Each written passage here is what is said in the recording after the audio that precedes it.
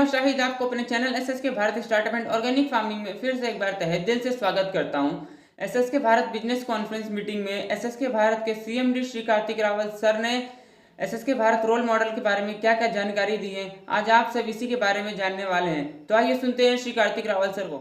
मगर हम चाहते हैं कि एसएसके भारत ग्रुप क्या कर रहा है इसके बारे में हमारे पूरे परिवार को क्लियरिटी रहे, और इस उद्देश्य से ये शाम के इस फंक्शन का आयोजन किया गया है, जिसमें मैं 3 चरण है इस फंक्शन के।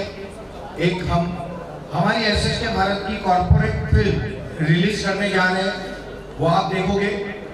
दूसरे चरण में मैं एसएसके भारत का planning, mini industry and business park, ये और आने वाले भविष्य का प्लान, इसके बारे में मैं बताने वाला हूँ। और उसके बाद में हमारे साथ जुड़े हमारे परिवार के लोग, जिसमें हमारे स्टार्टअप्स, हमारे एसएससी, हमारे जो लीडर्स हैं जो भारत भर हमको पहुंचाने में हमारा साथ दे रहे हैं, वो और हमारी टीम, उनका सम्मान है। मगर ये सारा बहुत जल्दी हम खत्म करेंगे, क्योंकि हमको सबको नाचना है। टेक्निकली हमारे रघुनंदन जी तैयार हो गए, बोले सर मैं तैयार हूँ। यस हम सब तैयार हैं। तो मित्रों, एसएसके भारत आप कॉर्पोरेट फील्ड में देखोगे, हमने 2020 में इस कंपनी को बनाया था।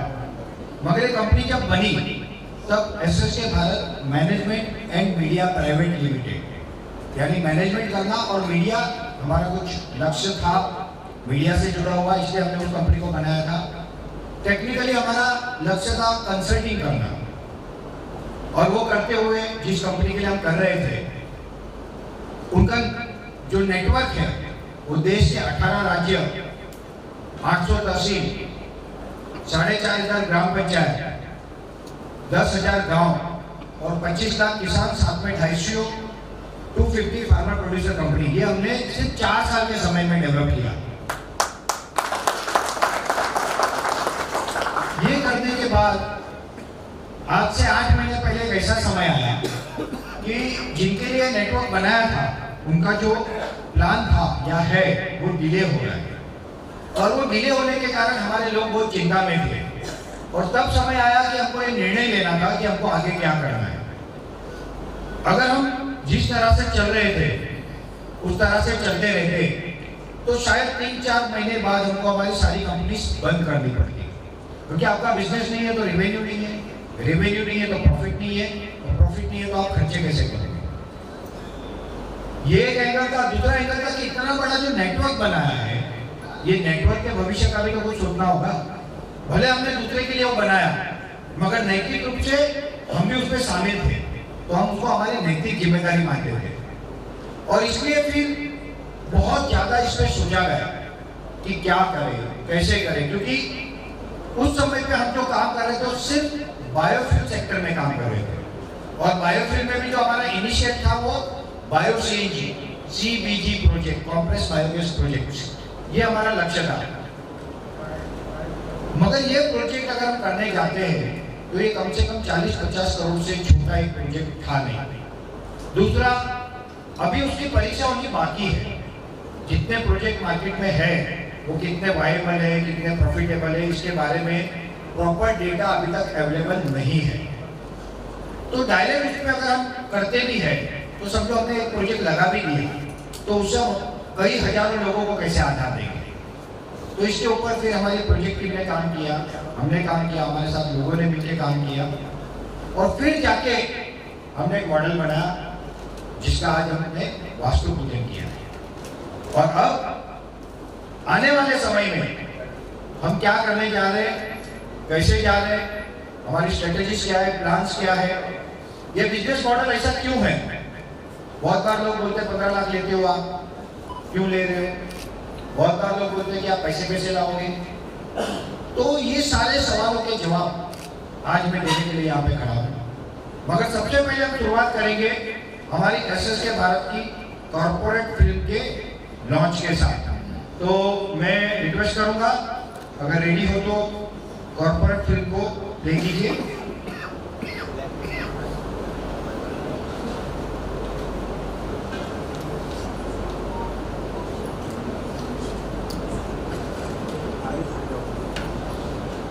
It takes foresight to see the potential of Hangzhou.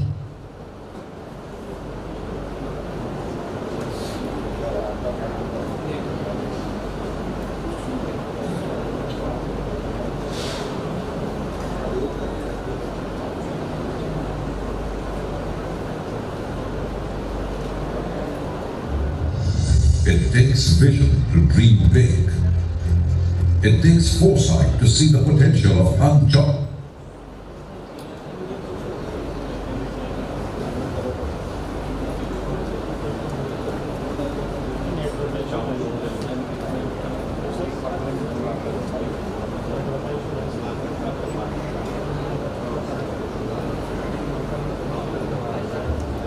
नई जगह, नए इक्विपमेंट, नया नेटवर्क, कभी जियो कभी एयरटेल, तो ये लड़ाई होती है। किसी को कहते हैं परीक्षा, और बिजनेस में परीक्षा ना हो तो बिजनेस खाएगा। दुबई जी है, यहाँ पे उनको पता है अच्छे से। तो डाउनलोड होने देते हैं वीडियो को। मित्रों, एसएस के भारत ग्रुप के ने मिलके आप लोगों के माध्यम से जो बिजनेस मॉडल बनाया, वो मॉडल है एसएस के भारत स्टार्टअप। स्टार्टअप ये शब्द सबको पता है आज के समय में, क्योंकि स्टार्टअप इंडिया, स्टार्टअप के लिए अलग अलग पॉलिसी, स्टार्टअप के लिए अलग अलग स्कीम्स, बहुत सारी एडवर्टाइज, ये सब चल रहा है और ये सब आप देख रहे हो, इसलिए आप सब कहीं ना कहीं स्टार्टअप से अवगत हो। मगर अगर भारत में 1000 स्टार्टअप शुरू होते हैं नए, तो मुश्किल से 2 या 3 स्टार्टअप ही सर्वाइव कर पाते हैं। हम अच्छी स्टोरियां तो देखते हैं, ये स्टार्टअप यूनिकॉर्न बन गई, वो इतनी बड़ी हो गई, मगर जो फेलियर स्टोरी वो किसी को पता नहीं होती। और हमने इसको स्टडी करते हुए देखा कि स्टार्टअप में जब कोई व्यक्ति बिजनेस शुरू करता है तो फेल क्यों होता है, उसके पीछे के प्रमुख कारण में जो सबसे प्रमुख कारण होता है वो होता है उसके पास अनुभव की कमी। अगर वो युवा है और वो एक नई कंपनी स्टार्ट कर रहा है, एनर्जी बहुत होती है, उत्साह बहुत होता है, मगर खुद के पास अनुभव नहीं होता, और अगर कोई अनुभवी व्यक्ति का साथ ना हो तो वो स्टार्टअप के फेल होने की पूरी संभावना होती है। वो अच्छा प्रोडक्ट डेवलप नहीं कर पाते, प्रोडक्ट डेवलप करते तो मार्केटिंग नहीं कर पाते, मार्केटिंग करते तो बड़ी बड़ी कंपनियों के सामने होल्डिंग नहीं कर पाते, उनकी क्रेडिट देने की क्षमता, नए स्टार्टअप की क्रेडिट देने की क्षमता ये अलग होती है। फंड रेज करना, हर रोज नया पैसा चाहिए, हर रोज खर्चा है, ये सारे कारण से स्टार्टअप फेल होते हैं। तो हमने ये सोचा कि क्यों ना एक ऐसा मॉडल बनाया जाए जिसके कारण भारत में स्टार्टअप रिवॉल्यूशन, एक स्टार्टअप क्रांति हो। और यहाँ पे शुरुआत हुई एसएस के भारत के मिशन स्टार्टअप रिवॉल्यूशन की एक नई शुरुआत एसएस के भारत स्टार्टअप के साथ। मैं फिल्म डाउनलोड का रिक्वेस्ट करूंगा, पीपीटी स्टार्ट कीजिए प्लीज। फिल्म होने दीजिए डाउनलोड, वो बाद में भी दिखा सकते हैं। पीपीटी ऑन कीजिए, थैंक यू।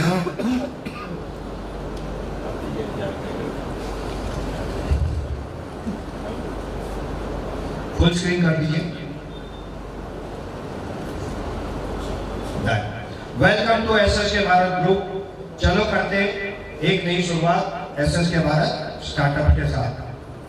तो एसएस के भारत ग्रुप आज मोर देन 18 कंपनीज का ग्रुप है और अलग अलग क्षेत्रों में, यानी एसएस के भारत मैनेजमेंट एंड मीडिया जो प्राइवेट लिमिटेड का लिमिटेड हो चुकी है, उसके अलावा एसएस के Bharat food and beverages private limited, SS के भारत फैब, एसएस के भारत निर्माण जिसके अंतर्गत ये प्रोजेक्ट का काम चल रहा है, और जो मशीन डेवलपर है वो भी उसके अंडर हो रहे हैं। एसएस के Bharat business building initiative private limited, SS के भारत मीडिया है, और इस तरह से Shyam Shankar renewable fuel and nature grade private limited, Dhanu Mahalakshmi clean fuel and nature grade private limited, इस तरह से 18 कंपनियां हमारी ग्रुप की एग्जिस्टिंग है। और एज ऑफ नाउ हमने नए 30+ स्टार्टअप टाइप किए हैं पिछले 3 महीने में।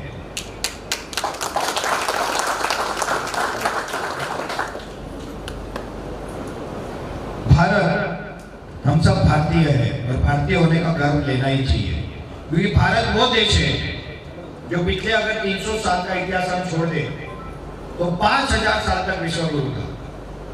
जिस तरह के मंदिर हमने बनाए हैं, वास्तुकला, शिल्पकला, ज्योतिष, आयुर्वेद, कहीं भी हम जाए, आज से हजारों साल पहले कौन से दूरबीन थे, बाइनोकुलर से क्या था, मगर उनको ग्रह नक्षत्र की चाल पता थी। सिर्फ ग्रह नक्षत्र नहीं पता थे, ग्रह नक्षत्र की चाल पता थी। आयुर्वेद की बात करें तो आज भी ऐसे असाध्य रोग जो एलोपैथी में ठीक नहीं होते हैं, वो आयुर्वेद से ठीक हो रहे हैं, आज भी हो रहे हैं। मगर जब अंग्रेजों ने भारत पे आए, वो आए तो थे बिजनेस करने, मगर उन्होंने अल्टीमेटली हम पे राज किया, हमको लूटा। ऐसा कहते हैं कि अंग्रेज जो भारत से सोना लूट के गए, सोना, चांदी, हीरे, मोती, जो भी कर्ज कहो, ये अगर गिनती की जाए तो ये कई लाखों करोड़ों अरबों रुपए में है। इसके सही आंकड़े तो पता नहीं, मगर ऐसा कहते हैं कि 3,00,000 करोड़ रुपए का सोना, चांदी, जवाहरात भारत से वो लेके गए। तो ये सोचो कि हमारा देश कितना महान था, और ये क्यों था? इसका कारण था हमारा बिजनेस। हमारे गांव अपनी जरूरतें खुद तो बनाते ही थे, मगर अपनी जरूरतों को हम भारत से विदेशों में एक्सपोर्ट करते थे। और जब जहाज अनाज भर के जाते थे, सामान भर के जाते थे, वो जहाज जब आते थे तो सोना भर के आते थे, और इसलिए भारत देश को सोने की चिड़िया कहा गया। और इसी को देखते हुए अंग्रेज आए, उन्होंने यहाँ पे व्यवस्थाओं को तोड़ा, अपनी फैक्ट्रियों को माल देने के लिए हमारी खेती की परंपराओं को तोड़ा, और आगे जाके हम इतने गरीब हो गए कि हमारे पास बहुत सारी समस्याएं आने लगी। ये सारी चीजें हैं। अगर आप यहाँ पे देखोगे सुश्रुत संहिता, कई सालों पहले वाराणसी में ही ऋषि सुश्रुत का जन्म हुआ था, मतलब यही उनकी कर्मभूमि है। और ऐसा कहते हैं कि वो उस जमाने में ऑपरेशन जानते थे। उन्होंने सुश्रुत संहिता जो ग्रंथ लिखा, वो ग्रंथ में आज जो हम ऑपरेशन में इक्विपमेंट यूज करते हैं, उसके फोटो तब अवेलेबल है। आप सोचिए हम कहाँ थे, हर चीज में हम अव्वल थे।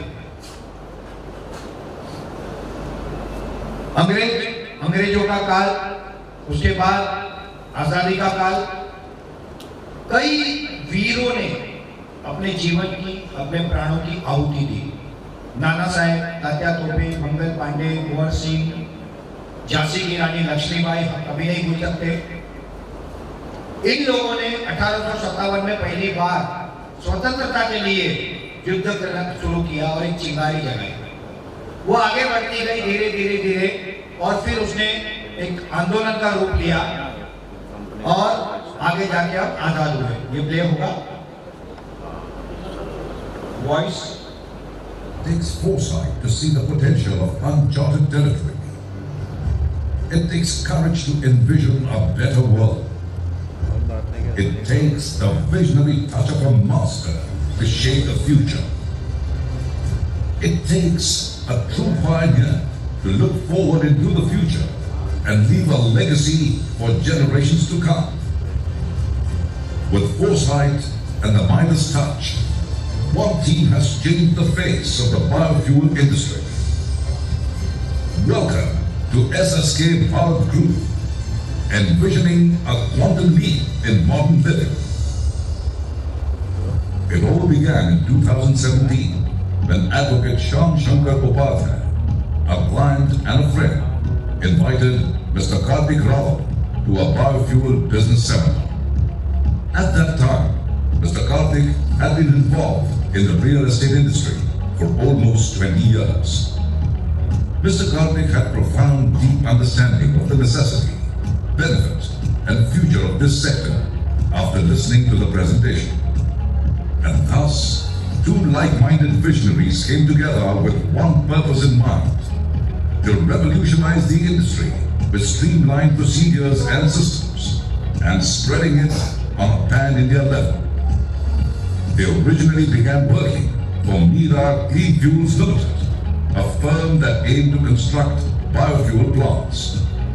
Mr. Shyam Shankar Upadhyay and Mr. Kartik Rao began promoting this company throughout India in a variety of venues. It was difficult, though. Information on a new idea and market was difficult to share. Few knew about this sector. However, they are still working hard and people are beginning to respond favorably to them.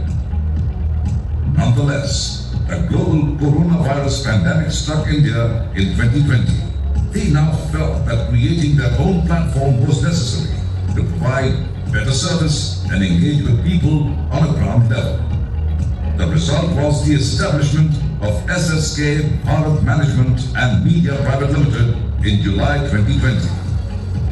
As a consultant, SSK Bharat assisted Mira Clean Fuels Limited in signing numerous memorandums of understanding, MOUs, with state governments, particularly those in Rajasthan, Gujarat, Madhya Pradesh, Uttar Pradesh and Himachal Pradesh, thereby propelling the company to unprecedented heights in its network expansion endeavors throughout India. Along the way, the SSK Bharat Group has hosted conferences and seminars around India and has won numerous honors and accolades from different organizations. An inventive mind shapes history and the future. SSK Bharat Management India Private Limited currently operates in 20 states of India, 250 districts, 700 talukas, and a network of more than 25 lakh farmers through more than 250 farmer-producer organizations. SSK Bharat Group has already exceeded a turnover of more than 150 crore rupees in the last 4 years since its founding, with net revenue of more than 40 crore rupees. Commitment to excellence is always the motto behind everything we do.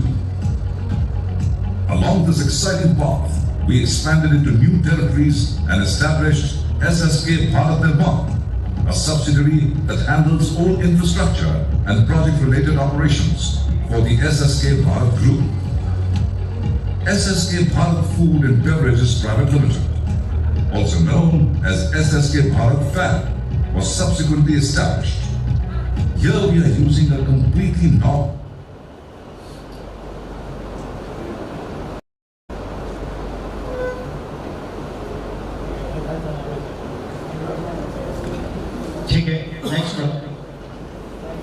Technically we are into multiple पहला ऐसा project जहां पे एक startup company अपना खुद का एक mini industrial business park बना रही है। ये पहली बार हो रहा है और ये प्रोजेक्ट के बारे में मैं आपको बताना चाहता हूँ। ये यहाँ का वर्क है। जब हमने शुरू किया था, पहले देखिए फोटो, ये तो पहले देखे भी नहीं है, इसके बाद के हैं। और राम मंदिर के मुख्य पुजारी सत्येंद्र दास जी महाराज के हाथों वहाँ पे भूमि पूजन हुआ था। आज हनुमानगढ़ी के महान राजू दास जी महाराज, धर्मदास जी महाराज, हमारे और एक महाराज, उनके द्वारा आज वहाँ पे वास्तु पूजन हुआ है। यहाँ पे बहुत सारा स्ट्रक्चर रेडी हुआ है और इसके अंदर जो प्रोजेक्ट हम लगा रहे हैं वो मल्टीपल प्रोजेक्ट्स हैं और हर प्रोजेक्ट के पीछे स्टडी किया गया है, क्योंकि हम बायो सीएनजी में काम कर रहे थे, बायो सीएनजी के लिए कंसल्टिंग कर रहे थे, मगर हमने पहले स्टेज में बायो सीएनजी को नहीं चुना क्योंकि हमें ऐसा लगा कि इसमें कॉमन आदमी के लिए कोई जगह नहीं। ये जो बहुत हाई प्रोफाइल लोग हैं, जो 50 करोड़ लगा के भूल सकते हैं, रिस्क ले सकते हैं, उनका काम है। तो इसमें अगर हम जाते हैं तो लोगों का कुछ भला होने वाला नहीं है। हमारा टारगेट क्या था? हमारा टारगेट था कि कॉमन लोगों को एम्प्लॉयमेंट मिले, ग्रामीण लेवल पे विकास हो, वहां के लोगों को रोजगार मिले, वहां से जो प्रोडक्ट बने वो आसपास के शहरों में जाए, देश में जाए और विदेश में जाए और वहां पे ज्यादा से ज्यादा एम्प्लॉयमेंट का निर्माण हो। और इस चीज को ध्यान में रखते हुए हमने SSK भारत स्टार्टअप ये पूरा कॉन्सेप्ट क्रिएट किया। उसके बाद उसमें बिजनेसेस पे हमने काम किया। तो पहला हमारे ध्यान में आया कि आज जो पर्यावरण का प्रॉब्लम है उसका जो मेजर कारण है ग्लोबल वार्मिंग का, वो है CO2, कार्बन डाइऑक्साइड का जो इमिशन है। और ये भारत में अगर हम बात करें तो जितना बाकी फ्यूल से जा रहा है उससे ज्यादा कोयले से जा रहा है, क्योंकि भारत अपनी आवश्यकता का जो बिजली बनाता है उसमें 70% कोल आज भी यूज हो रहा है। ये कोल भारत में मिलता है, हम विदेशों से आयात करते हैं और इस पे बहुत सारा पैसा हम खर्च करते हैं। भारत सरकार ने इसके लिए समर्थ मिशन से लेके UP NEDA, Uttar Pradesh new and renewable energy development authority, MNRE, ministry of new and renewable energy, केंद्र सरकार, ये सबने अच्छी पॉलिसियां बनाई, मगर इसको अच्छे से इम्प्लीमेंट करना भी जरूरी था, अच्छे से प्लान करना भी जरूरी था। और ये किसानों का जो वेस्ट पराली, आमतौर पे पंजाब में, हरियाणा में जब पड़ता पराली कुछ कारण से किसान जला देते हैं, तब दिल्ली में प्रदूषण होता है, यूपी में भी वही होता है। तो इसका सॉल्यूशन बनाने की दिशा में ये सॉल्यूशन था और इसके कारण किसानों को वेस्ट का बेस्ट यानी इनकम आनी थी। तो सरकार की नीयत अच्छी है, उन्होंने एक अच्छी पॉलिसी बनाई और बहुत लोग इस पे काम कर रहे हैं, मगर इसमें अपनी कुछ लिमिटेशन है। पहले इनिशियल स्टेज में जो बनते थे वो थे बायोमास ब्रिकेट्स, जो 60 mm 90 mm गाया गया थे, बड़े होते हैं और ये जहाँ पे बड़े बॉयलर यूज होते हैं वहां पे जाते हैं। फिर कॉन्सेप्ट आया 8 mm पैलेट, 6 mm पैलेट, ये भी बायोमास से बनते हैं, उसकी मशीनरी अलग है। ब्रिकेट्स को पावर प्लांट में लेने से ना कहेंगे, बोले हम ब्रिकेट्स नहीं लेंगे, हम सिर्फ पैलेट लेंगे। और इसके पीछे का कारण था कि जब ब्रिकेट बनाते हैं तो उसमें मट्टी है तो भी बाइंडिंग हो जाता है, और जब उतना मट्टी वाला प्रोडक्ट जब उनके थर्मल पावर प्लांट में जाएगा तो उनका पूरा सिस्टम डैमेज करेगा। और इसलिए उन्होंने पैलेट के ऊपर ध्यान दिया, क्योंकि पैलेट इतने छोटे कि अगर मट्टी वगैरह कुछ डस्ट है तो उसका बाइंडिंग होने में चैलेंजेस आती है, होता नहीं। हमने इसको पूर्ण रूप से स्टडी की तो पाया ये गया कि इसके लिए जो रॉ मटेरियल है बायोमास, वो किसानों का वेस्ट है। किसानों का वेस्ट कब मिलेगा? जब फसल कटेगी। जब फसल कटेगी तब आपको मिलेगा, तब आपको 8 महीने 10 महीने 12 महीने का स्टोर करके रखना पड़ेगा, और ये स्टोर करने के लिए भी बहुत बड़ा इन्वेस्टमेंट है। दूसरा, किसी कारण अगर ये महंगा हो जाए, किसी कारण ये अवेलेबल ना हो, तो आपका पूरा प्रोजेक्ट फेल हो सकता है। इन सारी चीजों को ध्यान में रखते हुए हमने फिर प्लानिंग स्टार्ट किया और अब हम नेपियर ग्रास की तरफ जा रहे हैं। मतलब सरसों हंस के, मस्टर्ड हंस के, अभी चावल की भूसी है, गेहूं की भूसी है, जो भी वेस्ट है वो तो चलेगा ही, वो हम लेंगे किसानों से, मगर हमारा प्रोजेक्ट का रॉ मटेरियल सस्टेनेबल होना चाहिए। हम किसी के ऊपर निर्भर नहीं होने चाहिए। निर्भर होंगे तो आज नहीं तो कल को समस्या आएगी। उसको ध्यान में रखते हमने नेपियर ग्रास को चुना। पहले से हम नेपियर ग्रास पे काम कर रहे थे और हमको उसका अच्छा अनुभव है, प्लांटेशन से लेके कल्टीवेशन से लेके उसमें आने वाले चैलेंजेस, ये सब आपको अच्छे से पता है। हमारे कई एसोसिएट के प्रोजेक्ट आज चल रहे हैं, मगर नेपियर ग्रास में एक बहुत बड़ी समस्या थी। समझो आपको 20 टन बायोकोल रोज बनाना है तो टेक्निकली 21 टन आपको ड्राई बायोमास चाहिए। नेपियर ग्रास की अगर मैं बात करूं तो उसमें 80% मॉइस्चर होता है, यानी पानी होता है।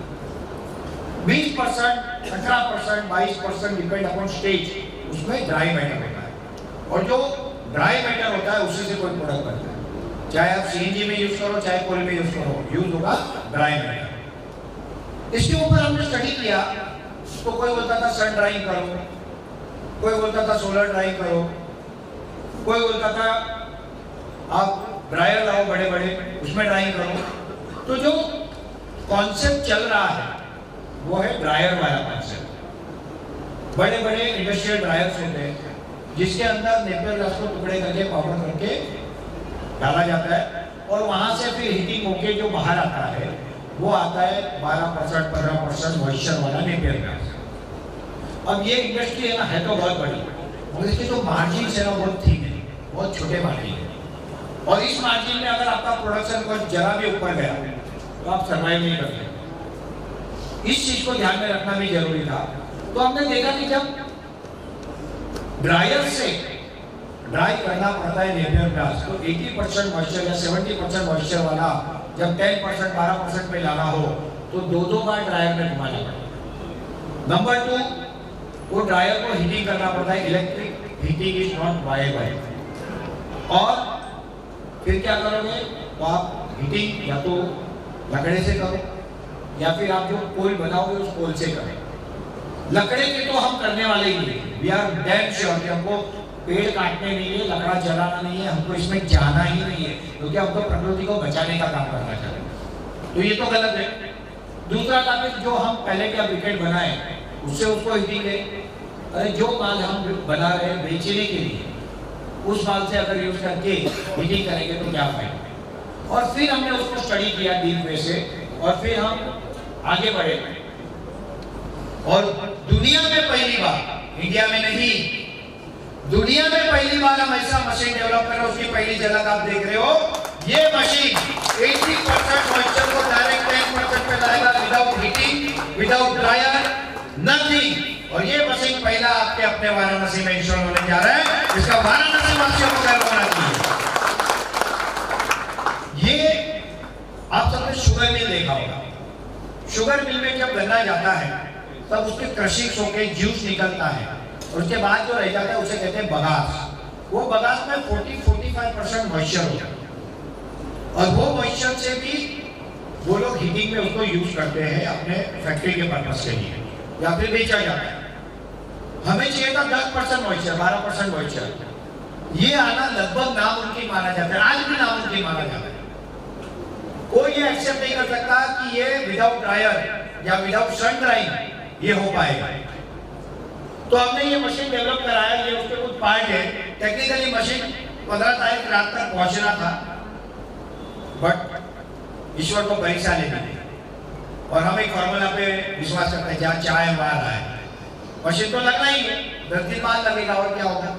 मगर ये मशीन 32 मीटर लंबा एक सिस्टम है, not a machine, it's a entire system, जिसमें आज जब आप प्रोजेक्ट पे गए थे वाराणसी के, तो बायोकॉन यूनिट और ऑफिस बिल्डिंग के बीच में एक 30 फीट का रोड है। उस रोड पे ट्रैक्टर्स लोड करके नेपियर को लाएंगे। वहां पे लोडर होगा, मतलब एक फीडिंग टेबल कहते हैं उसे, 4 मीटर बाई 4 मीटर, जिसपे वो नेपियर रखा जाएगा। वो आएगा अंदर, कन्वेयर बेल्ट से प्रोसेस होएगा, टूटेगा, उसके टुकड़े होंगे, 3 mm पे जाएगा, और जब वहां से निकलेगा वो चमत्कार होगा। ये पूरी इंडस्ट्री का इतिहास बदलेगा। ये 10% मॉइस्चर वाला नेपियर होगा। ये मशीन एसएस के भारत निर्माण और नीलासन के द्वारा विश्व में पहली बार डेवलप किया जा रहा है। तो नीलासन इंजीनियरिंग के लिए बहुत जोरदार तालियां होनी चाहिए। ये मशीन सिर्फ कोल को नहीं, ये मशीन सीबीजी प्रोजेक्ट के लिए भी बहुत हेल्पफुल है। और मेरे पास ऑलरेडी इंक्वायरी आ गई कि आपका ये मशीन का टेस्टिंग होने के बाद हम आपसे 10 मशीन लेना चाहते हैं, क्योंकि ये मशीन बेचने का जो अथॉरिटी वो एसएस के भारत निर्माण के बाद रहना है। इसके बाद इसमें से जूस भी निकलेगा, उसके बारे में मैं बाद में बताऊंगा। अब ये मशीन के बाद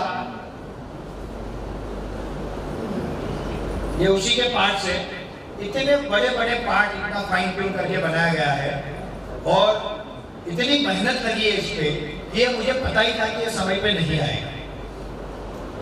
16 साल की उम्र से बिजनेस कर रहा हूँ, 24 साल में कंस्ट्रक्शन में गया, तो मैं समझता हूँ कि चीजें कब होती है और कब डिले होगी। तो मुझे पता ही था कि ये नहीं होने वाला है, मगर जितना होगा वो भी बहुत बड़ा चमत्कार होगा सबका। क्योंकि अगर तारीख नहीं दोगे, एक टारगेट नहीं सेट करोगे, तो आप कभी अचीव नहीं करोगे। तो हमने एक तारीख सेट की थी, 10 दिन पीछे जा रहा है, मगर ये चमत्कार हो रहा है। तो ये मशीन है, बैक कीजिए एक बार वापिस। अब इस बायोकोल में, बायोकोल पहले for thermal power plant, biocoal briquette for जहाँ पे बड़े बॉयलर है, जो सस्ता वाला कोल चाहते हैं, बायोमास ब्रिकेट चाहते हैं, जो ज़्यादा मार्जिन नहीं देना चाहते, उनकी प्रोडक्शन कॉस्ट नीचा रखना चाहते हैं, उनको अवेलेबल बायोमास से भी हम बायोकोल ब्रिकेट दे सकते हैं। नेपियर से हम बायोकोल पैलेट बना रहे हैं, और उसी के साथ साथ उसके आगे के स्टेप में टॉरिफाइड बायोकोल, यानी काला कोयला, जो प्रक्रिया कुदरत ने जमीन के नीचे हजारों लाखों साल में की, आज वो प्रक्रिया मशीन में मिनटों में होगी। इसे कहते हैं टेक्नोलॉजी का जमाना। और ऐसा टॉरिफिकेशन यूनिट, टॉरिफिकेशन मतलब सिंपल भाषा में बैकिंग, जैसे हम जो अपने ब्रेड होते हैं, बिस्किट होते हैं, उसमें बैकिंग होता है, इन एब्सेंस ऑफ ऑक्सीजन उसे हीटिंग किया जाता है, उसमें से बाकी चीज निकल जाती है और रह जाता है कार्बन। ये काला कोयला तो क्वालिफाइड बायोकोल वो भी यहाँ बनने जा रहा है। 300 डिग्री टेम्परेचर से अगर उसे प्रोसेस करें तो वो क्वालिफाइड कोल यानी काला कोयला बनता है। 4000 की जीसीबी 5500, 5000, 6000 तक जा सकती है। और वो जो सीमेंट इंडस्ट्री और बाकी जो हाईटेक इंडस्ट्री है जिनको हेवी जीसीबी वाला कोल चाहिए उनके काम आ सकता है। इसके आगे और एक प्रक्रिया है, ये भारत के लिए बहुत बड़ा गेम चेंजर होगा। 600 डिग्री टेम्परेचर से अगर हम इसको हीट करते हैं वो कन्वर्ट होता है एक्टिवेटेड कार्बन में। इसके लिए भी हमने एक मशीन ऑर्डर किया है, वो बन रहा है, वो आएगा। जो इन बायोकोल को, बायोकोल पहले ब्रिकेट या नेपियर का डायरेक्ट पाउडर, उसको एक्टिवेटेड कार्बन में कन्वर्ट करेगा। एक्टिवेटेड कार्बन कॉस्मेटिक इंडस्ट्री में जाता है, बट मैं उसकी बात नहीं कर रहा। एक्टिवेटेड कार्बन जाएगा हमारे फार्मिंग इंडस्ट्री में एज अ फर्टिलाइजर। हमारी जमीन का जो कार्बन है आज केमिकल का यूज करते हुए जो हम केमिकल डालते हैं उसके कारण जो अर्थवर्म है, जो बाकी के बैक्टीरिया है, जो जीव सृष्टि जमीन के नीचे जो उसको रोटेट करके फर्टिलाइजर में कन्वर्ट करती है वो लगभग डेड हो चुकी है। और इसलिए केमिकल आपको बढ़ाते जाना पड़ा। और ये चक्कर में हमारा एक्टिवेटेड कर्व 0.2, 0.3, 0.4 से ज्यादा कहीं नहीं है और इसलिए हमको फर्टिलाइजर डालना है। अगर ये एक्टिवेटेड कार्बन पाउडर 1 एकड़ में हम 1 टन डाल दें, 1 एकड़ में 1 टन अगर हम डाल दें तो वो 100 साल तक चलेगा। ये पहली बात। दूसरा, वो उसका पानी एब्जॉर्ब करके रखेगा और जब बारिश में तब पानी को छोड़ेगा और जब छोड़ेगा तब उसके साथ कार्बन भी छोड़ेगा। तो हमको वनस्पति में क्या चाहिए? कार्बन चाहिए ग्रोथ के लिए। वो प्रॉब्लम भी इससे सॉल्व होगा और ये एक बहुत बड़ी नेशनल एंड इंटरनेशनल मार्केट होने जा रही है। तो हमने जब बायोकोल का प्रोजेक्ट बनाया तब हमने ये देखा कि मेरा कस्टमर मेरे पास आए ना, बोले पैलेट चाहिए पैलेट ले, ब्रिकेट चाहिए ब्रिकेट ले, क्वालिफाइड चाहिए क्वालिफाइड ले, एक्टिवेटेड कार्बन चाहिए वो ले, बट लेके जा ऐसे मत। खाली हाथ नहीं जाना चाहिए। बोले मुझे 7 रुपए का चाहिए ब्रिकेट ले ले, 12 रुपए का चाहिए पैलेट ले ले, 25 रुपए का चाहिए क्वालिफाइड ले ले, 60 रुपए का चाहिए एक्टिवेटेड कार्बन ले ले। कोई भी बिजनेस एक चीज पे डिपेंड नहीं होगा। ये तो होगी बात प्रोडक्ट टेक्नोलॉजी की। मशीनरीज आपने देखी, वहां पर ब्रिकेट की मशीन आई है, मुझे लगता है परसों तक पैलेट की मशीन भी आ जाएगी और 8-10 दिन में ये निरासन वाला मशीन भी आ जाएगा। तो ये पूरा ऑपरेशन में आ जाएगा। मगर इसके पहले भी हमको कुछ काम करना था। वो काम था कटिंग, वो काम था फार्मिंग का। जब हम नेपियर ग्रास को उगाते हैं तो एक एवरेज कैलकुलेशन करते हैं कि 300 टन 400 टन पर एकड़ पर ईयर प्रोडक्शन आएगा। मुझे रोज का 100 टन गीला चाहिए तो साल का 36,000 टन चाहिए। मुझे एवरेज 100 से 125 एकड़ जमीन में फार्मिंग कराना है। आप किसानों से बात करोगे, आप उनको बोलोगे आप उगाओ, वो बेचारे उगाएंगे। अब उगाने के बाद 2 समस्या, ज्यादा आ गया तो क्या? आपने 300 टन का कैलकुलेशन किया। हमारे पास ऐसा डेटा है, महाराष्ट्र के पंढरपुर में हमारे एक एंटरप्रेन्योर है, उन्होंने नेपियर ग्रास पे इतना अच्छा काम किया है। 1800 टन से 3200 टन पर ईयर का प्रोडक्शन लिया हुआ। अब इतना बड़ा अगर प्रोडक्शन आ गया तो आप किसानों के साथ डील कैसे करेंगे? तो हमने फिर इसमें इनिशियल स्टेज में मॉडल बनाया, हम खुद 50 एकड़ जमीन लेके नेपियर ग्रास लगाएंगे जिससे कोई दिक्कत ही ना हो। वो हमने शुरुआत ऑलरेडी कर दी। अब इसके आगे का स्टेप था कटिंग कैसे करेंगे, क्योंकि इतना एकड़ का एकड़ काटना है तो उसमें 2 प्रकार है। एक प्रकार है टुकड़े, जिसकी मशीन आती है, वो जाएगी खेतों में टुकड़े करेगी, गाड़ी में लोड करेगी, आप ले आओ। बट इसमें जब काटेंगे तो ये टुकड़े होंगे तो वॉल्यूम ज्यादा है, और जब वॉल्यूम ज्यादा होगा तो कम माल आएगा। दूसरा है फुल काटो, नेपियर को नीचे से 3-4 इंच के ऊपर से काटो, मगर इसके लिए लेबर तो बड़ी समस्या है। तो इसके ऊपर भी मशीन बनवाया है। वो ट्रॉली के साथ जाएगा, काटेगा, ट्रॉली पे गिरेगा, उसी के साथ क्रेन है, वो उठा के गाड़ी में लोड। तो उगाना, काटना, प्रोसेस करना, प्रोडक्ट बनाना, प्रोडक्ट बेचना, मगर बेचने में भी हम एक नई चीज कर रहे हैं। थर्मल पावर प्लांट से ऊपर मैं क्यों हाथ पे हाथ रखे बैठे? फैक्ट्रियों के भरोसे क्यों बैठूं? मैं मेरे देश में ऐसा और कुछ कर सकता हूं जिसके कारण इस देश का लाखों करोड़ रुपए भी बचेंगे। और जो लोग होटल इंडस्ट्री वाले हैं, रेडी बेकरी वाले हैं, समोसा बना रहे, जलेबी बना रहे, फरसान बना रहे, इनका 50% फ्यूल कॉस्ट सेविंग होगा। ये है कमर्शियल कुकिंग। हमने वर्ल्ड में पहली बार हाइब्रिड बायोस्टोव प्रोटोटाइप डेवलप करा लिया है, जो स्टार्ट होता है एलपीजी से और चलता है बायोकोल से। ये वर्ल्ड में पहली बार बना है। ईश्वर ने कुछ चीजें हमारे लिए लिखी हुई, ना मैं इंजीनियर हूं, ना मुझे कोई इंजीनियरिंग का नॉलेज है, मगर जुगाड़ बहुत अच्छा तो उसके कारण हम सब काम कर पा रहे हैं। तो ये प्रोजेक्ट जो कोल डेवलप हुआ है, किशोर पंड्या सर हमारे उनके भतीजे, उन्होंने मेहनत करके ये स्टोव डेवलप किया। आज मैं वहां पे लाया था, मुझे दिखाना था पर समय नहीं मिला तो हम दिखा नहीं पाए। मगर जब आप एलपीजी से कुकिंग करते हो और कमर्शियल कुकिंग में एलपीजी में कोई सब्सिडी नहीं है, और सब्सिडी हमेशा एक समस्या होती है, वो मजबूरी में देनी पड़ती है, बाकी वो देश का नुकसान है, क्योंकि वो पैसे विकास कार्यों में जाने चाहिए, वो सब्सिडी में जाएगा। मगर सरकार की भी मजबूरी है, वो देते हैं, कोई देता है कोई नहीं देता है, देता है वो जीतता है, नहीं देता है वो हारता है। तो फिर बांटो भाई, मगर बांटने में देश बढ़ जाएगा, उसका क्या।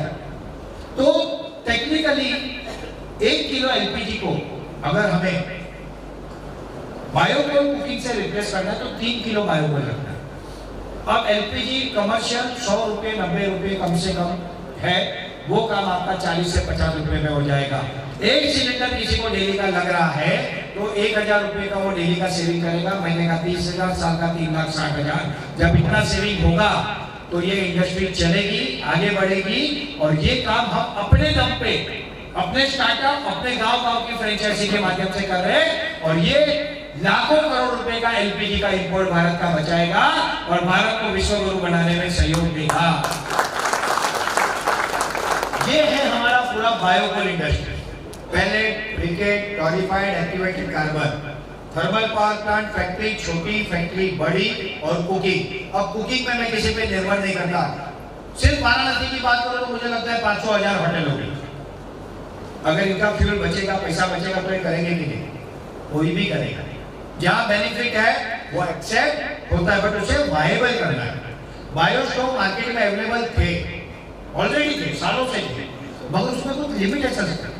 वो लिमिटेशन को ओवरकम करके हमने काम किया। तो ये पूरा हमारा बायोकोल इंडस्ट्री है, और ऐसी फैक्ट्री ये पहले लगा रहे हैं, मगर हमने जो नेटवर्क बनाया है वो नेटवर्क के साथ only biocoal factory with available biomass, ये भी 3-4-5 महीने बाद हम कर रहे हैं। और हमारा लक्ष्य आने वाले 2 से 3 साल में हम कम से कम 200 ऐसी बायोकोल फैक्ट्रियां रेडी करें भारत में, जो भारत को आत्मनिर्भर बनाने में सहयोग करें।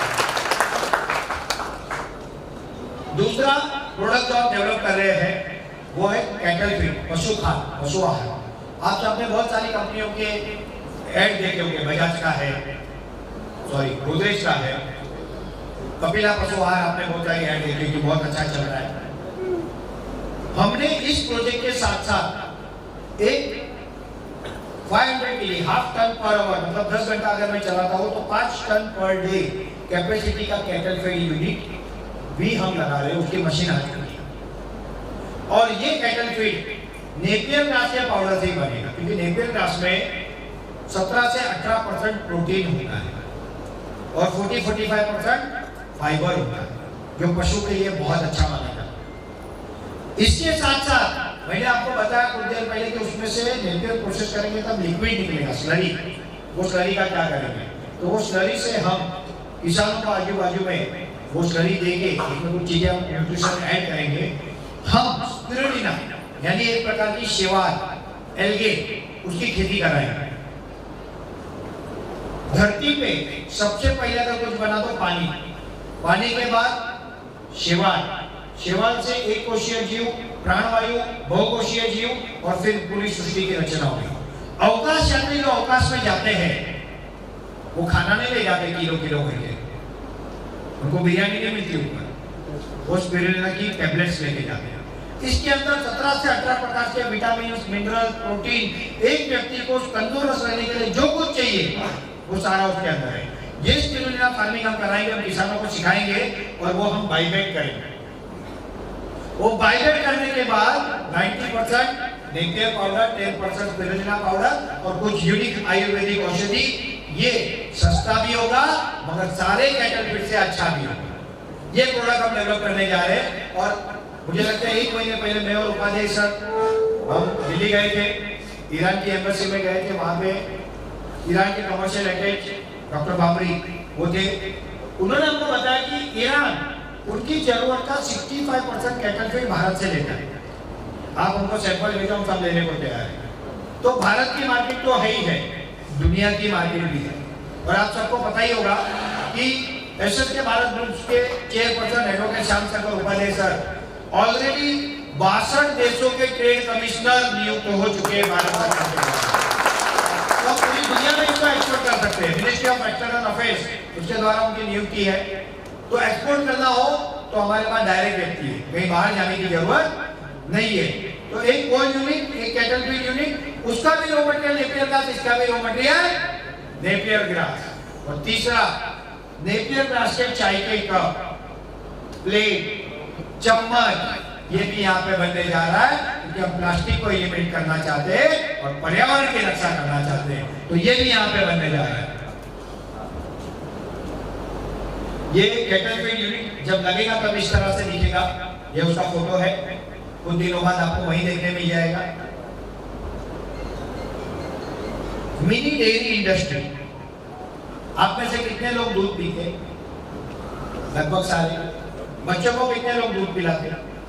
लगभग सारे। अब मुझे बताओ, क्या आप दिल पे हाथ रख के कह सकते हो कि वो दूध अच्छा है? आपके घर में भैंस है, क्या है? गाय, देसी है कि जर्सी है?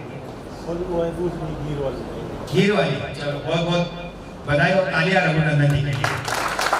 तो हम आज जो दूध पी रहे हो एचएफ हाइब्रिड काऊ का पी रहे हैं या भैंस का पी रहे हैं। मुझे बताइए, शास्त्रों में कहीं भैंस के दूध का उल्लेख है क्या? भारत के शास्त्रों में हजारों साल के जो महान ऋषि मुनियों ने लिखे, उसमें कहीं लिखा है कि आप भैंस का दूध पियो? कौन सा दूध लिखा है? और गाय कौन सी थी तब? देसी। ये तो जर्सी पीछे से आया बराबर। A2 और A1 मिल्क, ये आप सब जानते हो। दूसरा उसके अंदर मिक्सिंग, और कभी कभी तो यूरिया का दूध आता है, हमको पता नहीं हम क्या पी रहे हैं। तो अच्छा दूध, ये मार्केट एंडलेस मार्केट है, एंडलेस मार्केट, इसका कोई सीमा ही नहीं है। आप अरबों लाखों करोड़ों लीटर बना दो, कोई प्रॉब्लम नहीं, इतना डिमांड है। मगर देसी गाय के जब दूध की बात करते हैं तो लोग उसको अवॉइड करते हैं, किसान उसमें नहीं जाता क्योंकि वो प्रॉफिटेबल नहीं है। तो हमने इसमें भी यूनिक काम किया। यहीं पे इसी मिनी इंडस्ट्रियल बिजनेस पार्क में 80 देसी गाय आएगी। वो भी सिर्फ गिर नहीं आएगी, गिर, साहिवाल, राठी, थार पाकर, और यहाँ की उत्तर प्रदेश की अपनी गंगा तीरी। बहुत कम लोगों को पता है कि उत्तर प्रदेश की अपनी एक ब्रीड है यहाँ की गंगा तीरी गाय। और उसमें आगे नस्ल सुधार, ब्रीडिंग, वो सारा करा के उन गायों को मैक्सिको में 30 करोड़ गिर गाय है। मैक्सिको में भावनगर के राजा ने भेजी थी कुछ, वहां 30 करोड़ है वहां। और हमारे पास हम एचएफ लेके गए, वहां पे 60-60, 30-30, 40-40 लीटर दूध देती है, क्योंकि उन्होंने उस पर काम किया, हमने काम नहीं किया। हम हमारी क्षमताओं को, हमारी अच्छाइयों को भूल गए और हम विदेशों की तरफ आकर्षित हो गए। हमारी कमी नहीं। अब फिर से समय आया है बैक टू बेसिक, फिर से हम पुराने विषय को आधुनिक विज्ञान के साथ आगे लाने। तो ये 80 देसी गाय, बट देसी गाय का दूध ही हमारा मेन प्रोडक्ट नहीं है, उसका वैल्यू एडिशन। एग्जाम्पल देता हूँ, कोई किसान गेहूं उगाता है, वो गेहूं वो बेचता है एक व्यापारी को, वो व्यापारी बेचता है दूसरे व्यापारी को, वो दूसरा व्यापारी उसमें से बेचता है किसी कंपनी को, आटा बनाती है, वो पैकिंग करती है और कस्टमर के पास जाता है। सबसे ज्यादा कौन कमाता है? किसान, व्यापारी। तो किसान ने कमाना चाहिए, वैल्यू एडिशन किसान नहीं कर पाता। तो यहाँ पे हम वैल्यू एडिशन करने जा रहे हैं, हर प्रोडक्ट को डेवलप करके। इसमें दही, पनीर, मक्खन, छाछ, लस्सी, घी, फ्लेवर्ड मिल्क, आइसक्रीम। आइसक्रीम कितने लोगों ने खाई है? सबने खाई है। अच्छा, आइसक्रीम का हवा कितने लोगों ने खाई है? जिनको पता है उनको पता है कि जब आप आइसक्रीम खाते हैं तो 50% हवा के पैसे देते हैं, बाकी लोगों को पता नहीं। वो सॉफ्ट करने के लिए उसमें हवा डाली जाती है, एयर डाली जाती है, तब जाके वो सॉफ्ट बनती है। मगर किसी ने भी आज तक मैं यहाँ पे पूछ रहा हूँ, देसी गाय के दूध की आइसक्रीम कहाँ मिलती है बताओ? देसी गाय के दूध की आइसक्रीम, जर्सी गाय की नहीं, भैंस की नहीं, देसी गाय के दूध की आइसक्रीम बताओ कहाँ मिलती है? लगभग कहीं नहीं, पहली बार मिलेगी एसएस के भारत देसी डेयरी फार्म में।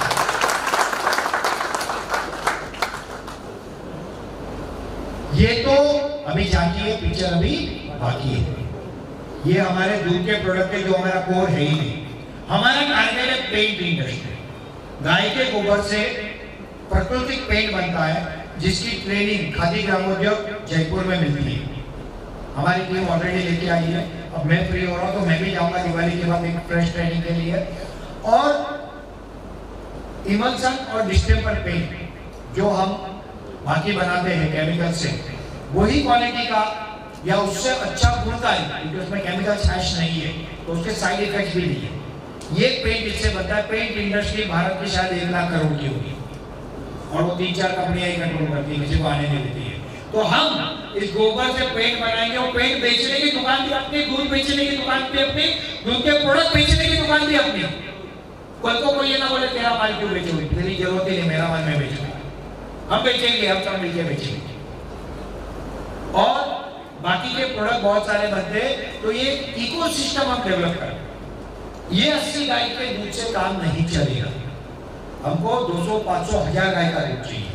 अब ये करेंगे हमारे एसएससी, एसएस के बाद self service and supply centre. जहाँ जहाँ फैक्ट्री लगेगी वहाँ पे वो हमारे जो किसान है या हमारे जो एसएससी है, उनको देसी गाय लेने के लिए गोकुल मिशन करके भारत सरकार की योजना है और अभी उत्तर प्रदेश ने भी उसमें सपोर्ट किया है। उसके अंतर्गत वो गाय लेंगे, हम उनको गारंटी देंगे कि ये पूरा दूध हम लेने वाले हैं।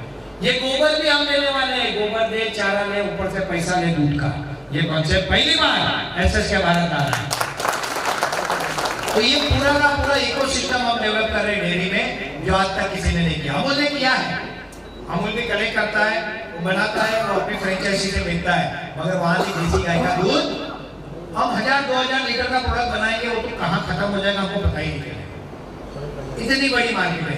तो ये बिजनेस ऐसे है कि इतने स्ट्रॉन्ग है कि इसमें आपको बनाने की चिंता, बेचने की चिंता नहीं है। इसका डिमांड एंडलेस है, एंडलेस। Next please. ये डेयरी के मशीनरी से सब हमारे बन रहे हैं। आने वाले कुछ दिनों में वो भी आ जाएंगे और नवंबर एंड तक वो भी प्रोसेस में आ जाएगा, हमारे पैकिंग के साथ प्रोडक्शन में आ जाएंगे। नेक्स्ट, मसाला यूनिट। यहाँ पे ऑलरेडी मसाले के हमारे इंजीनियर बैठे हुए हैं, उनके साथ भी हम बात कर रहे हैं और दुबे जी ने भी उस पर काम किया है।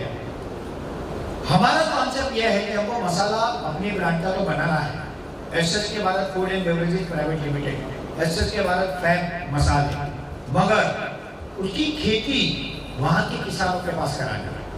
हल्दी चाहिए, मिर्ची चाहिए, जो भी चाहिए, शुरू में हमको बाहर से लाना पड़ेगा, मगर बाद में वहाँ के किसानों से उगवा के वो हम लेंगे, उसे प्रोसेस करेंगे और वो मसाले देश में और पूरी दुनिया में देंगे। क्योंकि अगेन ट्रेड कमिश्नर 62 देशों के घर में बैठे, बाहर कहीं जाना नहीं है। ये मसाले में नो केमिकल, नो कोई मिलावट। जैसे सर का मैंने देखा था, टेरिफिक प्लांट, बहुत कम लोग इस नियम से काम करते हैं और सर ने यहाँ पे वाराणसी में एक मसाला करके बहुत अच्छा चला रहे हैं, बहुत अच्छे से बना रहे हैं। तो उस क्वालिटी का माल होना चाहिए। विदेशों में भी एक्सपोर्ट करेंगे, देश के लोगों को भी अच्छा देंगे और अपने ब्रांड का एक मसाला बनाएंगे। ये मसाला का इंडस्ट्री मिनी प्लांट उसमें लगेगा। इसके बाद नेक्स्ट, एडिबल ऑयल। सरसों का तेल खाते हैं कि उसमें पाम का मिलावट खाते पता नहीं, सिंग तेल खाते हैं कि पता नहीं क्या खाते हैं, घी में भी वो, तेल में भी वो, बराबर ना। तो एक कॉन्सेप्ट आज चल रहा है कच्ची घानी का तेल। आप सबने सुना होगा कच्ची घानी तेल। कच्ची घानी तेल मतलब नॉन केमिकल प्रोसेस, लकड़े की घानी से वो बनता है। बट जो जानते हो उनको पता होगा कि जब वो बनता है और उसे जब बनाने के समय तो पानी छिड़कना पड़ता है और वो पानी छिड़कने के कारण उसकी सेल्फ लाइफ कम होती है। मगर जैसे पौराणिक और आधुनिक का संगम यानी एसएस के भारत का बिजनेस मॉडल, तो आज ऐसी एक मशीन डेवलप हो चुकी है जो 1500 ppm पे उसको प्रेशर देगी, सारा ऑयल निकाल देगी, दाने सिर्फ चपटे हो जाएंगे और वो ऑयल नॉन केमिकल फिल्टरों के बाहर आएगा। ये ऑयल का भी मशीन यहाँ पे लगने जा रहा है। पहली बात, ऑयल में सिर्फ सरसों का ऑयल ऐसा नहीं है, बादाम का ऑयल, अखरोट का ऑयल, लौंग का ऑयल, जो ऑयल रिक्वायर हो वो सारे हम बना के अपनी ब्रांड से दे सकते हैं। इसके बाद compostable plastic and eco friendly product, Napier gas का तो मैंने प्रोडक्ट बताया। बगास के प्रोडक्ट बनते हैं, वो 5.5 करोड़ का प्लांट है, वो हमने सेकंड फेज में प्लान में रखा है। बट मैं वो मॉडल पे काम कर रहा हूँ कि 5.5 करोड़ की चीज मैं 5 लाख 10 लाख में कैसे करूँ।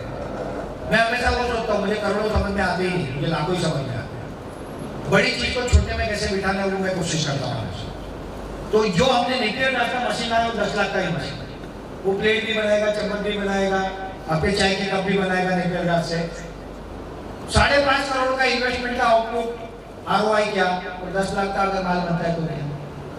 मेरी डेयरी प्रोडक्ट का रॉ मटेरियल, मेरा कैटल का रॉ मटेरियल, मेरा बायोकोल का मटेरियल, मेरा नेपियर गैस के चम्मच, प्लेट, चाय के कप का रॉ मटेरियल, ये सारा रॉ मटेरियल एक ही है, वो है बायोमास, और उसमें भी नेपियर गैस। तो एक नेपियर गैस बेस्ड इकोसिस्टम, एक से दूसरा लिंक है पूरा, ये हमने बनाया है।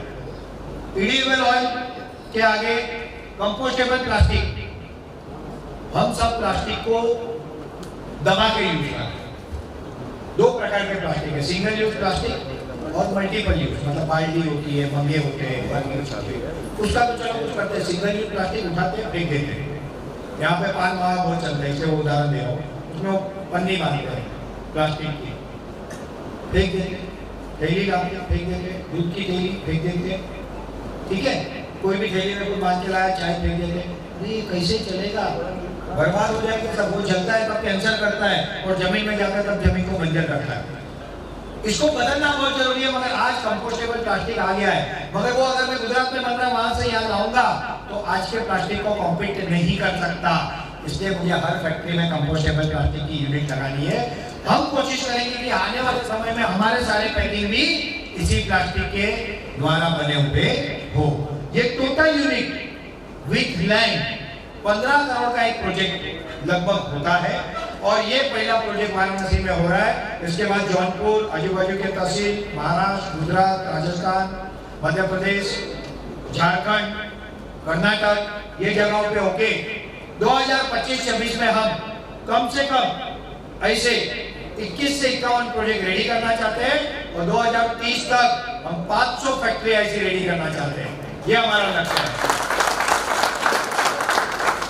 प्रश्न ये भी आता है इसके लिए इन्वेस्टमेंट क्या, कहां से आएगा, तो मैं आपको ही एक प्रश्न पूछता हूँ। आपके आसपास में, आपके शहरों में बिल्डिंग कंस्ट्रक्शन के काम चल रहे होंगे, चलते? एक बिल्डिंग कितने से कितने का बना है? 10 करोड़, 5 करोड़ से लेके 500 करोड़ तक के मॉल बनते हैं। उनको पैसे मिलते हैं, क्यों मिलते हैं? क्योंकि उस बिजनेस में प्रॉफिटेबिलिटी है। जिस बिजनेस में प्रॉफिटेबिलिटी होती है, मार्जिन होते हैं, टर्नओवर होता है, रेवेन्यू होता है, उस बिजनेस को पैसे मिलने में कोई दिक्कत नहीं होती। मगर इन्वेस्टर क्या कहेगा, पहले हमको एक प्रोजेक्ट दिखाओ, वो बन रहा है वाराणसी में, 2 महीने में वो रेडी हो जाएंगे, इन्वेस्टर आके देखेंगे, और उनके लिए भी हमने प्रोविजन रखा है। स्थानीय उद्योजक, SSK भारत और इन्वेस्टर चाहे 1 हो चाहे 200 हो, हम सब मिलकर ये प्रोजेक्ट को लगा सकते हैं, और उन प्रोजेक्ट का आगे जाके SME IPO और मेन बोर्ड IPO लाके सबको प्रॉफिट कमा के दे सकते हैं। नेक्स्ट, ये हमारे बिजनेसेस है जो हम बनाने वाले नहीं है, हम मार्केटिंग कर रहे हैं। Bio fertiliser, nano technology based, गाय के गोबर और गौमूत्र से बनने वाला, मगर जिन्होंने उपयोग किया है उसमें से किसी को भी खड़ा करके पूछ लो, केमिकल फर्टिलाइजर इसके सामने फेल है।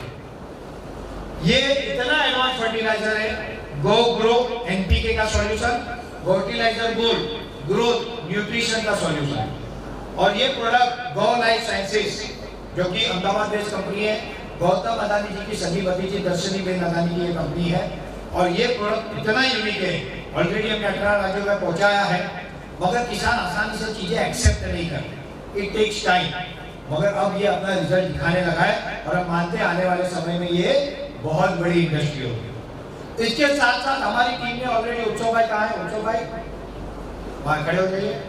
उत्सव भाई ने एक जबरदस्त बायो पेस्टिसाइड डेवलप किया है, वो R&D लेवल पे हमारे साथ कुछ लोग जुड़े हुए, जिसमें डॉक्टर चेतन बलाल है, उन्होंने कुछ प्रोडक्ट डेवलप किए, वो जबरदस्त है। हमारे महाराष्ट्र में कहते हैं तणनाशक, तण मतलब वो खरपतवार नाशक एक केमिकल आता है, वो बहुत नुकसानदायक है, वो हमने हर्बल बनवाया, उसका भी ट्रायल चालू है। तो आने वाले समय में बायो पेस्टिसाइड भी हम लाने जा रहे हैं। तो बायो फर्टिलाइजर, बायो पेस्टिसाइड का बिजनेस हर स्टार्टअप में, हर गांव की जरूरत है कि नहीं? है कि नहीं? हर एसएससी को बिजनेस होगा कि नहीं? होगा ना? नेक्स्ट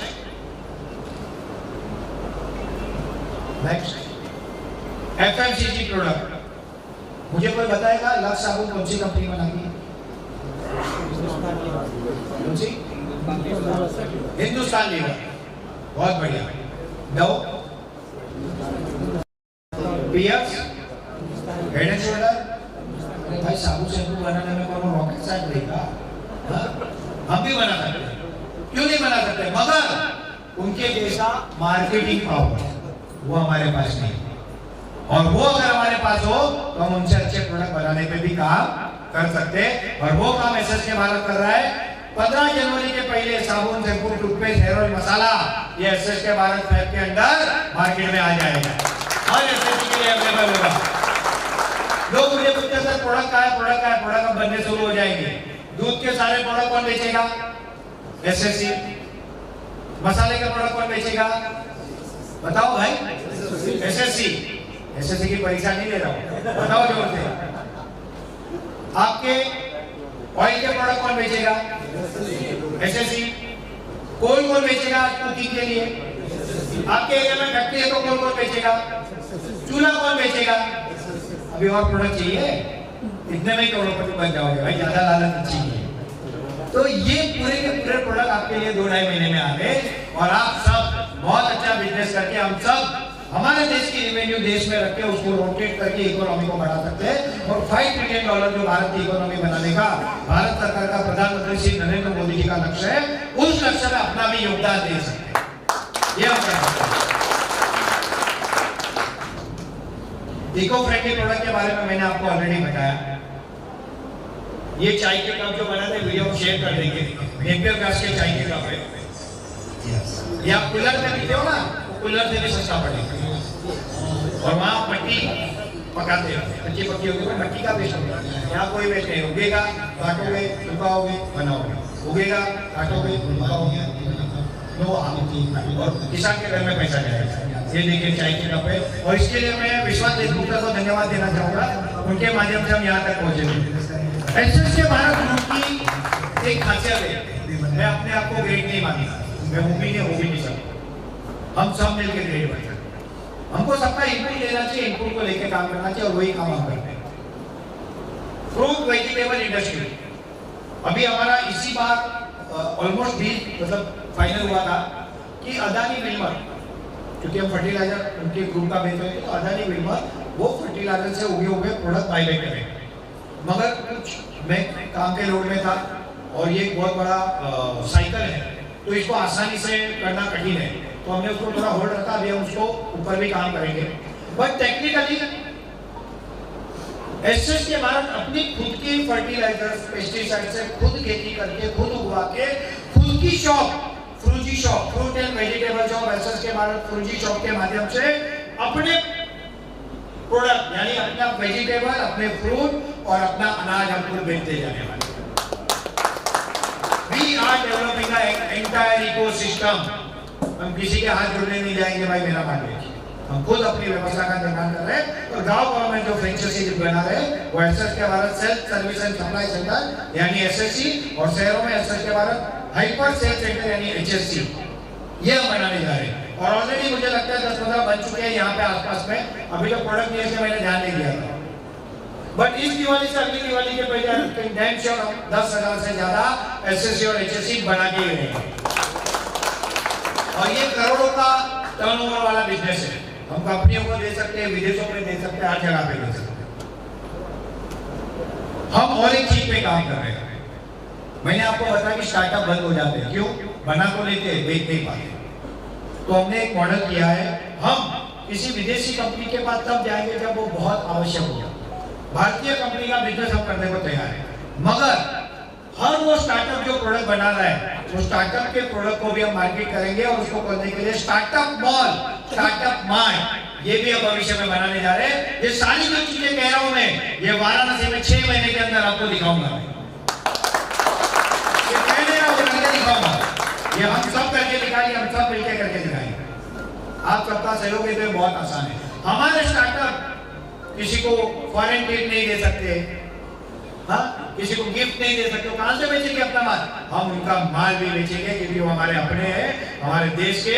और इसी कंपनियां जब बड़ी बनेगी तब देश हमारा फिर से विश्व गुरु बनेगा। वो हम करने जा रहे हैं।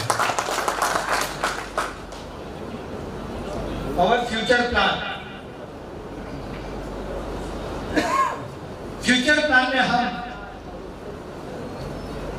हाइड्रोपोनिक फार्मिंग से लेके जितने मॉडर्न फार्मिंग की चीजें वो सब भी स्टार्टअप के अंदर लाने वाले हैं। Biogas and CBG products. अब मैं आता हूं मुद्दे पे। जब से मैं इस इंडस्ट्री में जुड़ा, जब से मैंने समझा, जितना मैंने जाना, और फॉर्चुनेटली मैं इस इंडस्ट्री में बहुत नॉलेजेबल और अच्छे लोगों के साथ मेरा उठना बैठना है। वो लोग मुझे बहुत सारी चीजें गाइड करते हैं, सिखाते हैं, समझाते हैं, क्या लिमिटेशन होता है, क्या अच्छा होता है। तो जैसे मैंने बताया कि 40-50 करोड़ का प्रोजेक्ट अगर ये वायबल नहीं हुआ तो ये पूरा पैसा डूब जाएगा, और अगर ये प्रॉपर वे से नहीं चला तो भी डूब जाएगा। मगर एक बात तो सही है कि कॉमन आदमी तो इस इंडस्ट्री में कभी नहीं है। 50 करोड़ किस कॉमन आदमी के पास है भाई? कौन उसको लोन देने वाला है? कौन उसको फंडिंग करने वाला है? कोई नहीं करने वाला। तो जैसे ही अभी ये पूरी, जैसे काशी का वाराणसी क्लीन फ्यूल्स अपना Kashi Vishwanath clean fuel and nature care private limited, ये कंपनी ऑलरेडी 2 साल से है। इस साल में बिजनेस हो रहा है। 2025-26 में इसका एसएमई आईपीओ लाने वाला है। वो जो फंड रेज होगा वो फंड से बिजनेस ग्रोथ करेंगे। इस फैक्ट्री में तो हम अपने फंड से सीबीजी पे काम करने वाले हैं, बट आने वाली फैक्ट्रियों में वो आईपीओ के पैसे से सीबीजी प्रोजेक्ट पे काम करेंगे। मगर हम एक एंटायर यूनिक मॉडल पे काम करते हैं। भारत के प्रधानमंत्री कहते हैं कि किसान अन्नदाता से ऊर्जादाता बने। नितिन गडकरी जी ये कहते हैं कि मेरा किसान अब अन्नदाता नहीं ऊर्जादाता बनेगा। मगर ऊर्जादाता का मतलब क्या? बायोमास सप्लायर बनेगा? मतलब अगेन माल वो लेंगे, मसाला पर और खाएगा, क्योंकि कॉमन आदमी को सीबीजी प्लांट लगा नहीं सकता। बहुत लोग काम कर रहे हैं 2 टीपीडी 3 टीपीडी पर डे के प्रोजेक्ट पे, पर डे आउटपुट। वो प्रोजेक्ट्स आर नॉट वायबल। कम से कम 10 टन आउटपुट अपना 2 दिन का, तब तक आपका प्रोजेक्ट वायबल नहीं है। तो मैं, हमारी पूरी टीम, प्रोजेक्ट टीम एक नए मॉडल पे काम कर रही है। नेपियर घास की खेती किसान कर सकते हैं, तो बायोगैस किसान क्यों नहीं बना सकते? हर गांव में, हर एसएससी के पास हम अभी आरएनडी लेवल पे हैं। इसमें चैलेंजेस आनी है। बायोगैस बनेगा कितना, वो सप्लाई कैसे होगा, वो प्रोसेस कैसे होगा। बट हम उस मॉडल पे काम कर रहे हैं कि ये सीबीजी प्रोजेक्ट 50 करोड़ का 10 करोड़ के अंदर ही हो जाएगा। तब जाके कॉमन लोगों के पास आएगा, जिसमें गांव-गांव में हम बायोगैस टैंक रखने वाले हैं। क्या वो फोटो है यहाँ पे? दिखाइए। ये है वो टैंक। इसके अंदर काऊ डंग डाल दो आप मिक्सर करके, या आपका किचन वेस्ट कुछ भी डाल दो, वो जाएगा, गैस बनेगा, ये ऊपर आ जाएगा टैंक, वो गैस आप निकाल लो, ठीक है। अब कुकिंग में इसको यूज कर सकते हो बायोगैस को, मगर हम उससे आगे जा रहे हैं। हम किसान को बोलेंगे ये बायोगैस मैं खरीदता हूँ, अच्छी बात है। और अच्छी बात बताओ, उसमें से स्लरी निकलेगी, वो भी खरीद कर फर्टिलाइजर में जाएगा, मगर उसमें से सॉलिड निकलेगा। वो सॉलिड से हम धूप स्टिक बना सकते हैं, यही पैलेट की मशीन से 8 mm पैलेट। वही इससे वाराणसी के अदानी के सीबीजी प्लांट में हमने एक मशीन लगाया जिसमें बायोकोल फ्रॉम जो मेन्यूर आया उसमें से बायोकोल बनाया। हालांकि उसमें कुछ चैलेंजेस आए, बट उसको हम एडवांस करके देंगे। तो पहली बार हमने वो काम किया। तो ये बायोगैस प्लांट हर एसएससी, मेरी 100 एसएससी है, उसमें हमने ये तो छोटा है, इसमें बड़े प्लांट है। अब बोलेंगे जिनके पास गाय है वो मुझे दूध देगा, और मुझे गौमूत्र देगा, और मुझे गोबर देगा, करेक्ट है। वो गोबर वो चाहे तो उसमें डालेगा सीबीजी में, यानी बायोगैस प्लांट में। उसको हम नेपियर का पाउडर सप्लाई करेंगे। आगे बायोगैस बनता किससे? एनारोबिक डाइजेस्टर में इन एब्सेंस ऑफ एयर जो बैक्टीरिया डेवलप होते हैं, वो जो खाते हैं उसको जो आउटपुट आता है वो है गैस। और ये गैस बनता अगेन हार्ड मैटर से, ड्राई मैटर से। गोबर के अंदर 90% 85% पानी है, तो 15% 10% का बनेगा। नेपियर पाउडर जब मैं 100% ड्राई दूंगा, वो और वो मिक्स करके डालेंगे तो गैस का आउटपुट पूरा चेंज हो जाएगा और गांव-गांव हमारा बायोगैस प्रोडक्शन यूनिट बनेगा। अरब में गांव-गांव तेल के कुएं होते हैं, मेरे देश के गांव-गांव में सीबीजी के बायोगैस के कुएं लगेंगे। वो जमीन के नीचे होते हैं या जमीन के ऊपर लगेंगे। ये प्रयोग हम कर रहे हैं, भगवान की दया होगी, काशी विश्वनाथ बाबा मां गंगा की आशीर्वाद होंगे तो हम इसको करके दिखाएंगे। और अगर ये कर दिया तो ये इतिहास होगा। ये कॉन्सेप्ट आज तक ना कोई सोचा है ना किया है, ये पहली बार एसएस के भारत में करने जा रहा है। और ये सक्सेस होने के बाद हर घर बायोगैस का प्रोडक्शन कर सकते हैं। कोई देसी गाय छोड़ेगा नहीं, कोई गाय कटने जाएगी नहीं, कोई गाय बिकेगी नहीं, हर गाय का वैल्यू मिलेगा और वो भारत देश को सुधार सुधार बनाएगा। हम सिर्फ गाय पे नहीं काम कर रहे, हम गाय की भी इकोसिस्टम पे काम कर रहे हैं। उसका गोबर का भी बना रहे हैं, दूध का भी बना रहे हैं, गोमूत्र का भी बना रहे हैं, उसमें से बायोगैस बना रहे हैं, उसकी स्लरी भी लेंगे, उसका गैस भी लेंगे, उसको चाहिए तो रॉ मटेरियल के रूप में लेकर उसका पाउडर भी लेंगे। तो ये कॉन्सेप्ट आज जो मैं बोल रहा हूँ, ये आज के पहले आपने कभी नहीं सुना होगा, ना किसी ने सुना होगा इंडस्ट्री ने, ना किसी ने सोचा होगा। हम ऑलरेडी इस पे आगे बढ़ चुके हैं, मगर मुझे 4-6 महीने लगेंगे। और ये जो गैस आएगा, तो गैस बलून होते हैं छोटे, उसमें लाके एक जगह पे लाया जाएगा, गैस बलून में स्टोर किया जाएगा और 10 टन पर डे उसको प्रोसेस करके उसमें से सीबीजी बनाया जाएगा। जो 50 करोड़ का प्लांट है उसमें 100 टन माल लाओ, बड़े बड़े डाइजेस्टर बनाओ, फिर उसका पीएच मेंटेन करो, टेम्परेचर मेंटेन करो। यहाँ पे कुछ नहीं, गैस आया, प्रोसेस हुआ, 10 टन पर डे का प्रोसेसिंग यूनिट मैं सिर्फ और सिर्फ 4 करोड़ में लगा सकता हूँ। और ये जो गैस है, इसके लिए हर किसान को सब्सिडी अवेलेबल है। ये अगर कोई किसान लेता है, जैसे वो ट्यूब आते हैं, पता होगा आपको, वो भी बायोगैस बनाते हैं, उससे ये एडवांस वर्जन है, तो ये हर किसान को सब्सिडी पे मिलता है। हर किसान लेगा, सप्लाई करेगा और उसका प्रोसेस करके हम सीबीजी आउटपुट देंगे। उनकी स्लरी लाएंगे, स्लरी को सॉलिड लिक्विड से अलग करेंगे। सॉलिड जो है वो जाएगा आपका कोल या धूप सीख में, लिक्विड जो है वो जाएगा फर्टिलाइजर में। मगर मैंने उससे भी आगे काम किया, क्योंकि वो फर्मेंटेड लिक्विड ऑर्गेनिक मैन्योर है। तो मैंने बताया कि हम खेती करवाने वाले, स्पिरुलिना की खेती करवाने वाले हैं। जब ये उसमें गिरेगा तो प्रोडक्शन वैसा आएगा। एक से कड़ी दूसरी, दूसरी से तीसरी, तीसरी से चौथी जब जुड़ेगी ना, तब माला बनती है। ये काम हमने एसएस के भारत स्टार्टअप में करके दिखाया, पूरी इकोसिस्टम डेवलप की है। और ये इस प्रकार के सीबीजी प्लांट अगर हम सक्सेसफुली कर पाए तो ये इतिहास होगा और ये भारत देश को कहां से कहां ले जाएगा। बहुत बड़ा चमत्कार होने जा रहे हैं मित्रों, मगर इसमें हम सबको बहुत मेहनत करनी है। मेरी टीम पिछले 7 दिन से दिन रात सोई नहीं। मैं भी लेट हुआ क्योंकि मैं भी 5-7 दिन से बिल्कुल सोया नहीं। मैं दोपहर को जाके सो गया था थोड़ी देर, हालांकि नींद नहीं आई। ये करना है, वो करना है, वो करना है, वो करना है। मगर हम सब जब मिलके मेहनत करेंगे ना, तब ये काम बहुत आसान है। और ये अब हम करने जा रहे हैं, तो सीबीजी में भी रिवॉल्यूशन लाएगा तो एसएस के भारत लाएगा। एक स्टार्टअप कंपनी का जो रेवेन्यू है वो 1 साल का, पहले 4-6 महीने आपको सेट होने को जाएंगे, फिर 50 करोड़ से लेके 1000 करोड़ का रेवेन्यू, 10 करोड़ से लेके 100 करोड़ का नेट प्रॉफिट एक स्टार्टअप का हम करके दिखाएंगे। ये भी आपको 2 साल में देखने को मिल जाएगा। हर कंपनी का एक एसएमई आईपीओ, आपको पता नहीं होगा कि पता नहीं मुझे, जलाराम टेक्नोलॉजी है, मोबाइल की कंपनी है। मोबाइल की कंपनी नहीं है, मोबाइल बेचते 12 फ्रांचाइज है, 50 करोड़ का आईपीओ है। और उनको जो बिडिंग मिला वो 4800 करोड़ का।